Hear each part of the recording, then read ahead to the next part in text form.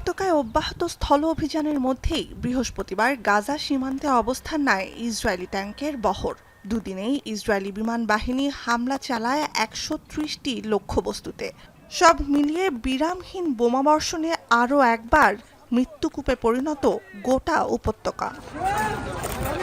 كان فيها عيادة مجانية طفولة للأطفال. تم الاستهداف على موعد المياه، كان ميعاد المياه بتيجي والساعة 1 زي هيك تقريبا الاستهداف. ১৯৪৮ সালের মে মাসে ইসরায়েল রাষ্ট্রের জন্মলগ্নে ফিলিস্তিনিদের রাষ্ট্রহীন হওয়ার ৭৭তম বছর পূর্ণ হয় বৃহস্পতিবার।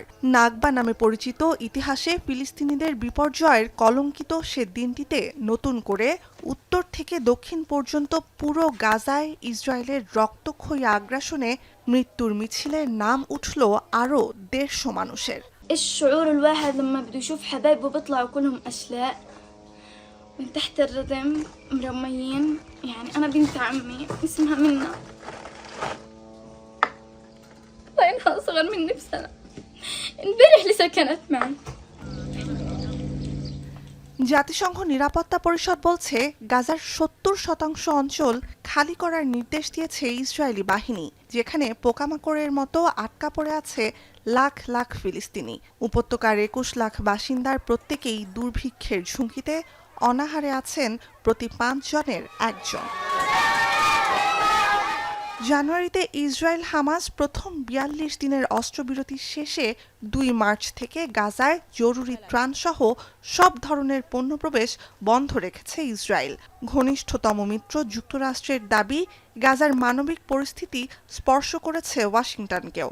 এ অবস্থায় যুক্তরাজ্য, চীন, রাশিয়া সহ বিভিন্ন দেশের আপত্তি সত্ত্বেও যুদ্ধবাজ দুই দেশের ত্রাণ পরিকল্পনা বাস্তবায়নে পরিস্থিতি সহজ করা সম্ভব বলে দাবি মার্কিন পররাষ্ট্রমন্ত্রীর। ইসরায়েল যুক্তরাষ্ট্রের ত্রাণ কার্যক্রমে অংশ নেবে না বলে জানিয়েছে জাতিসংঘ। People of Gaza deserve a better future than what they've had under Hamas.